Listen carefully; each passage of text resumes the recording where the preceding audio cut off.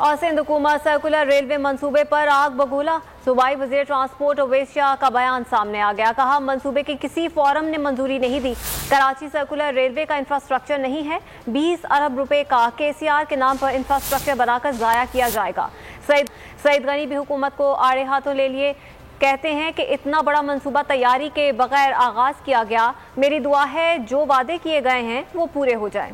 सिंध हुकूमत ने circular railway मंसूबे पर हुकूमत को खरी खरी सुना डाली। सूबाई वजीर ट्रांसपोर्ट अवैस शाह का बयान सामने आ गया। कहा, ना मंसूबे की मंजूरी दी गई, ना कंसल्टेंट की खिदमात ली गई और ना ही सर्कुलर रेलवे का इंफ्रास्ट्रक्चर मौजूद है। सर्कुलर रेलवे के सर्वे में भी 2 साल तक लग सकते हैं। KCR के नाम पर तबाही सरकार किसी ATM को फायदा पहुँचाना चाहती है। दूसरी जानिब सईद गनी भी आग बगोला नजर आए। कहा, इतना बड़ा मंसूबा तैयारी के बगैर आगाज किया गया। मेरी दुआ है कि जो वादे किए गए हैं वो पूरे हो जाएं। ये साबित करती है कि सिंध हुकूमत ने KCR के मंसूबे को कितना एग्रेसिवली फॉलो किया है, लेकिन बदकिस्मती से जो वफाकी हुकूमत उस वक्त नून लीग की थी उसने भी आखिरी 2 वर्षों में और उसके बाद जो PTI की हुकूमत आई उन्होंने भी इसको ज्यादा अहमियत नहीं दी। सईद गनी ने मजीद याद दहानी कराते हुए कहा कि वजीर आला सिंध ने 3 दिसंबर 2016 को नून लीग के वजीर आज़म को खत लिखा था, लेकिन 2006 से 2016 तक ये मंसूबा शुरू नहीं हो सका।